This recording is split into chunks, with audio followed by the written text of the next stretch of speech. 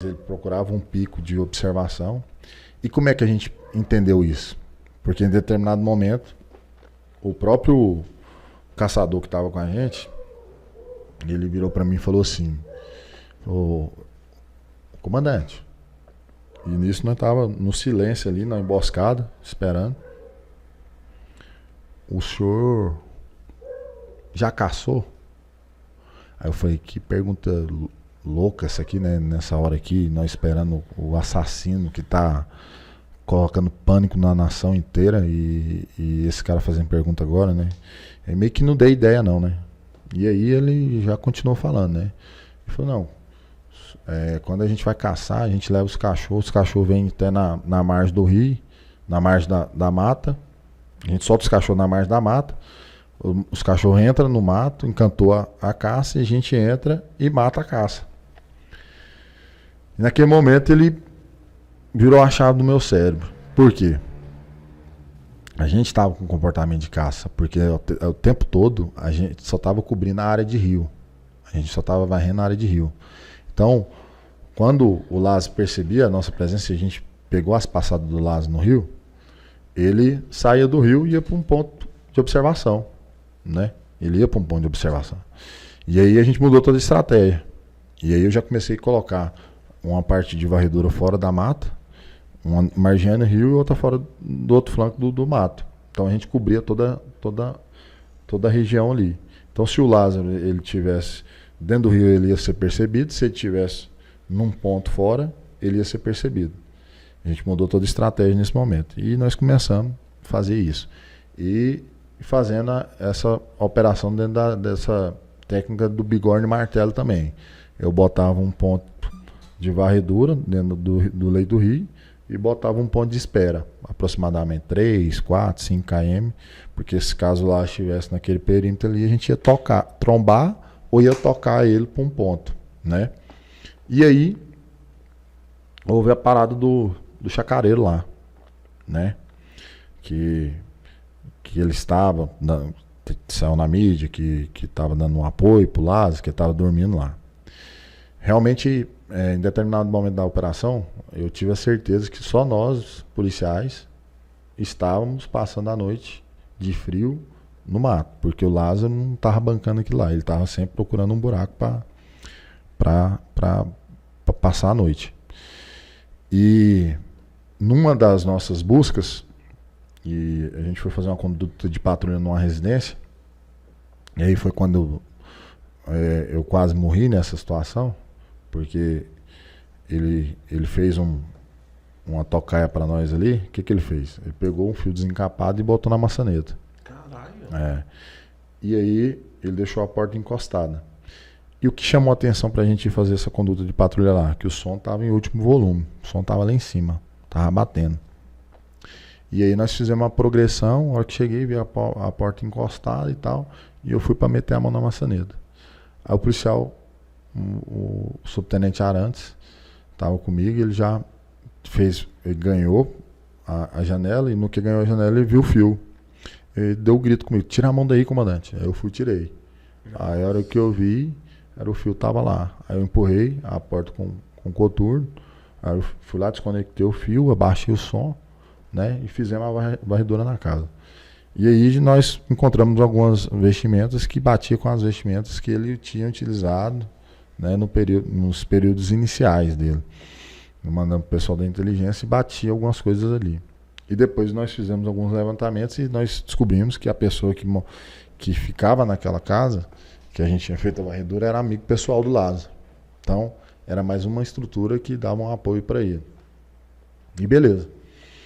E continuamos as buscas, né? E as varreduras, e encontrávamos alguns indícios. E num desses dias de busca, a gente estava num acampamento, a gente tinha parado para descansar um pouco, e eu ouvi um grito, um barulho de uma galinha gritando, né? A galinha gritando no fundo. E eu peguei e falei assim: não dei muito moral, mas falei: "Isso tem que estar errado, né?" Uns 100 metros assim, tal.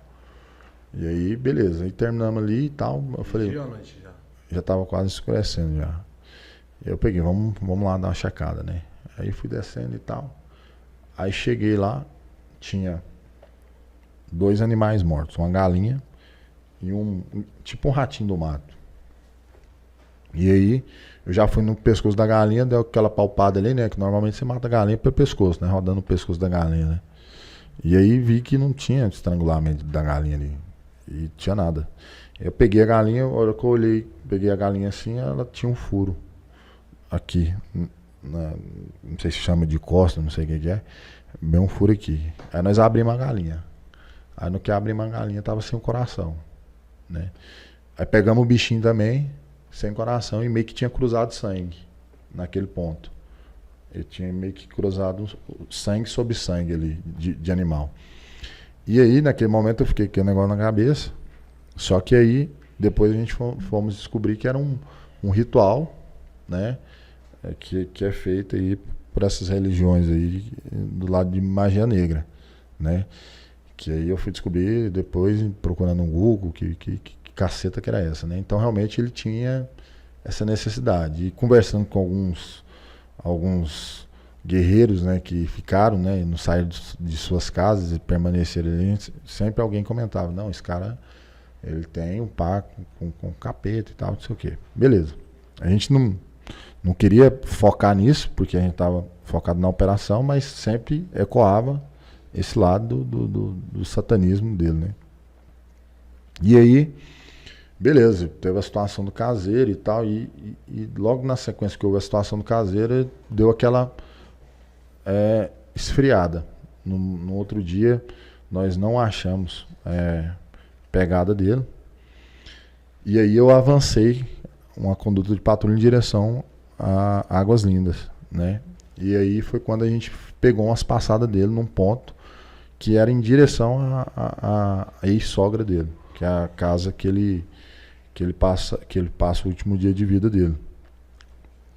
E nesse ponto, em específico, nós retraímos para o ponto base onde a gente estava, e era por volta de 11 horas da noite, chegou a informação que a Polícia Civil havia tentado abordar o Lázaro nessa residência, e aí o Lázaro jogou para cima, falou, não vem não que eu vou atirar na cabeça.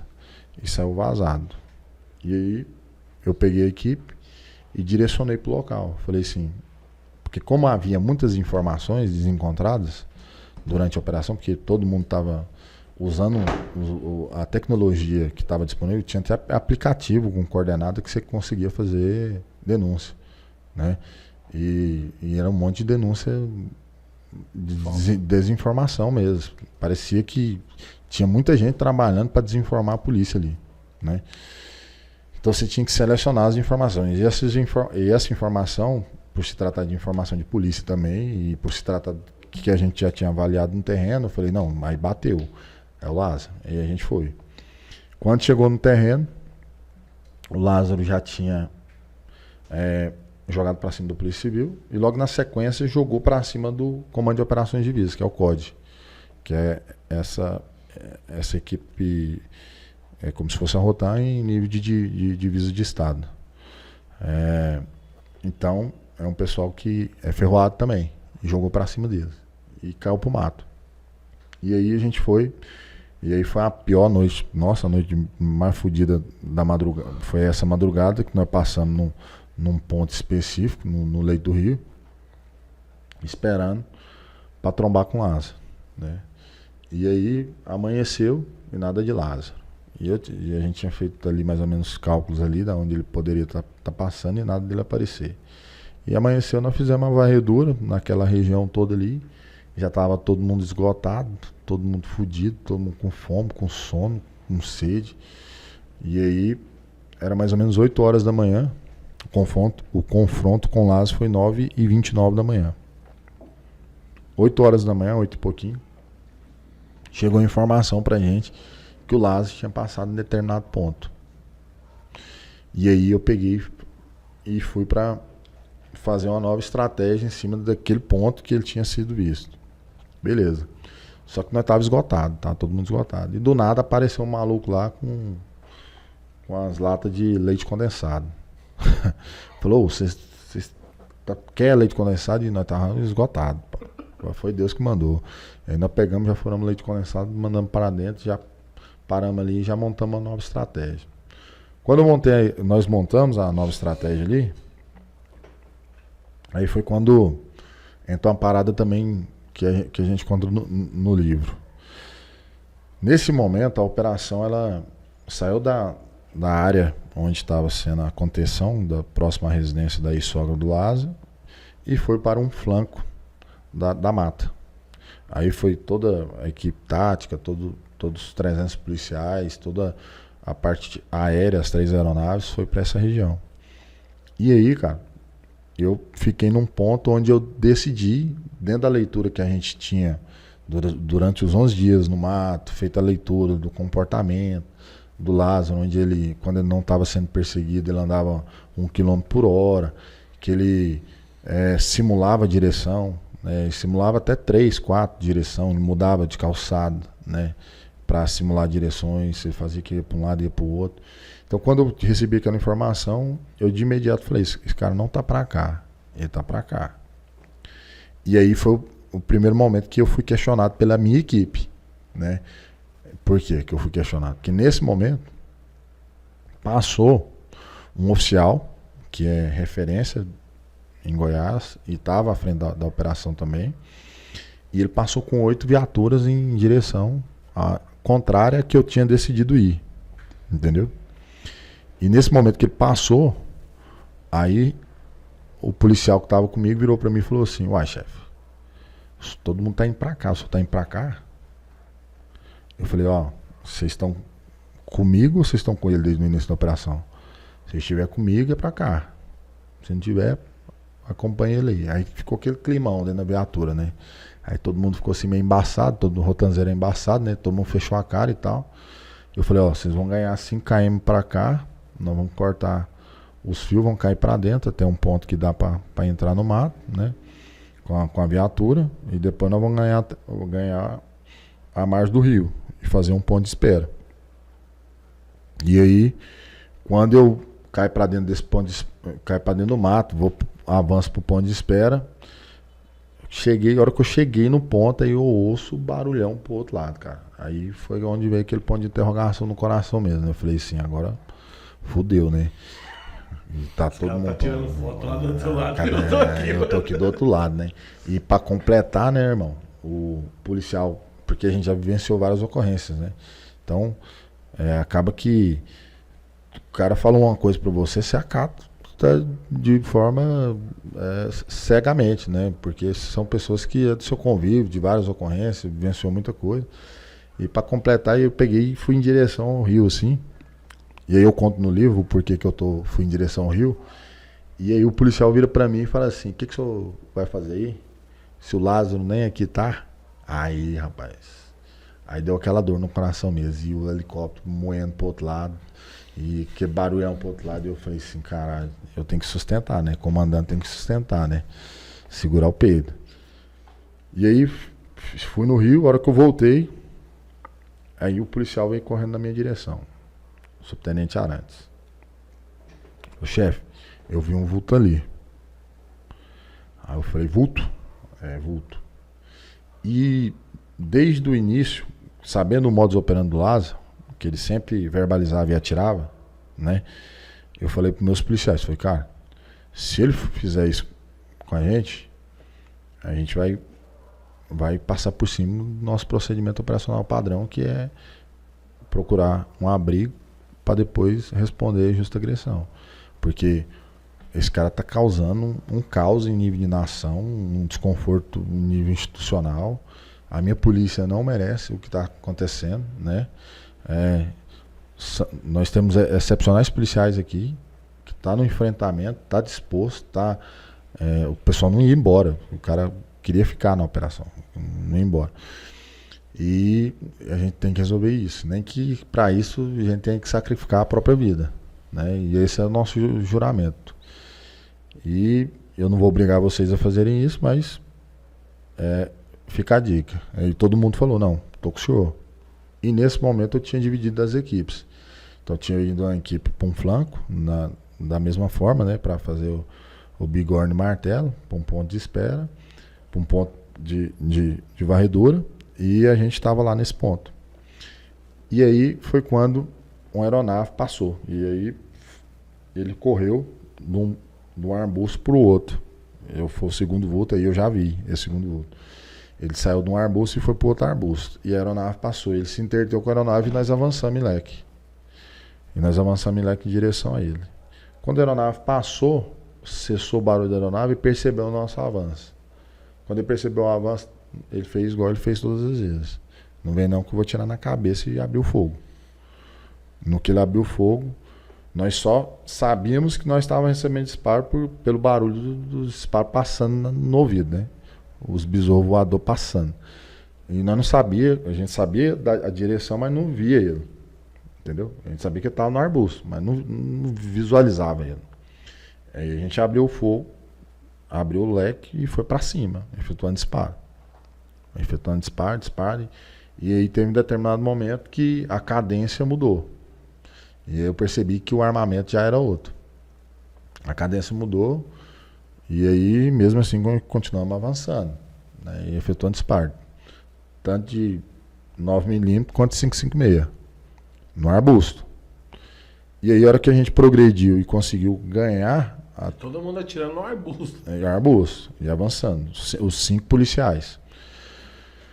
E a hora que a gente conseguiu conter a agressão, que cessou a agressão, aí eu avancei, né? Nós avançamos em leque, e aí foi quando a gente percebeu que o Lázaro estava com as 2 armas, né? Caído ao lado desse arbusto, com as 2 armas, uma mochila, né? E com um agasalho da polícia do Distrito Federal. Meio que eu acredito que ele queria simular que era, sei lá, um policial da inteligência, entendeu? E aí de imediato mandei já trazer a viatura, né, que era uma pajeira descaracterizada. Já pegamos o bicho já fomos levando ele. Botamos no cubículo ali e vazamos, né? Aí tem um áudio, né, que eu falo, esse áudio deu repercussão em nível nacional. Aí eu falo, senhores, acabamos de confrontar aqui um indivíduo, possivelmente ao lado, estamos levando para socorro. E aí tem aquela cena da nossa chegada na porta do colégio, né? Inclusive há algo também que a gente que é algo inusitado, que é no vídeo tem um grito, né? Que se ouve um grito, é um grito do Lázaro naquele momento. E a gente já pegou e direcionou ele para dentro da viatura. E aí o bombeiro deu socorro, né? E veio a óbito, né? Foi constatado o óbito do Lázaro lá no local. O que acontece, cara? Esse sujeito causou muito mal, né? Sim. Ele fez muitas coisas ruins. O policial militar ele não se empolga em tirar a vida de ninguém, né? E nós não somos inimigos de ninguém. A gente sai todos os dias para trabalhar, para cumprir o que a lei manda a gente cumprir. E mais do que isso, nós somos vocacionados, né? Então, o desiderato, o final dessa operação, nós tivemos os louros, né? Assim, quando eu falo nós, a equipe dos 9 e também em específico dos 5 que confrontaram, mas ela foi muito mais do que isso. Foi para provar que o Estado, né, toda uma força policial que estava ali, ela foi efetiva para que se tivesse esse final, né? Teve nuances que teve, né? E a gente até conta isso no livro. E aí cabe a pessoa acreditar ou não, do ponto de vista espiritual ou não, mas teve, né? Mas a polícia estava ali para cumprir seu papel desde o início, né? Teve-se uma repercussão em nível nacional de forma desprestigiosa mesmo com a polícia, porque só quem está num terreno daquele sabe o que é, né? E nós vimos ali os policiais obstinados, tentando capturar aquele indivíduo pelo caos que ele estava deixando ali para trás ali. Então, assim, foi muita falácia, foi muita merda que foi falado. Mas quem falou mesmo foi só a mídia, porque a população todinha. Não, aí no final, foda, tá não, no ligado? final foi com o final de Copa do Mundo, né? Assim, a cidade pipocou, fogaréu mesmo, compraram lá. E pipocou ele, porque, meu irmão, quando eu vi a foto, Porque nós ficava assim, quantos tiros tem aqui? 30? 40? 52? é igual eu falo, cara, os caras, nego de direitos humanos, sei lá, uso proporcional da força, cara, você tá dentro do mato, um sujeito que já havia reagido já contra, 4 vezes contra a polícia, não tá no visual desse, você tá tomando tiro. Você tem condições de reagir àquela agressão, né? Nós não estávamos no visual. Aí nego vem criticar, foram 135 disparos, ele... Caralho, 135. 135. Ele foi alvejado, acho que foram 68 perfurações. Então, assim, Mas era fuzil? entre, já tiraram? entre fuzil 5,56 e 9mm, né? Pistola. Só que assim, nós estávamos num ambiente totalmente fechado, de difícil acesso, de progressão difícil. Nós não tínhamos visual do sujeito, o indivíduo estava efetuando disparo na gente e a gente estava avançando para cima do bicho, tomando tiro e avançando. Então é fácil falar em uso proporcional da força quando você não está no local, quando você não participou da ocorrência. Então, a realidade dos fatos são essas, né? A polícia, ela estava preparada para combater esse indivíduo com todo um arsenal de guerra ali disponível. Tinha muita desinformação que era provocado pela própria população ali, né? Não sei se era por medo ou por interesse de ajudar o Lázaro, mas a polícia mais uma vez provou que, igual os especialistas em segurança pública de ar-condicionado falavam, né? Em tempo, não tem como você precisar tempo, né? O Pablo Escobar, ele fugiu quanto tempo da polícia, né? Ele tinha quantos refúgios, né? Essa questão de tempo é muito relativo. E quando se trata do indivíduo que tem conhecimento de mato, que mora na região, que o mato é como se fosse o quintal da casa dele, ele, desde quando adolescente, que ele cometia delitos, ele corria pro mato. Esse era o modus operandi dele. Ele é diferente.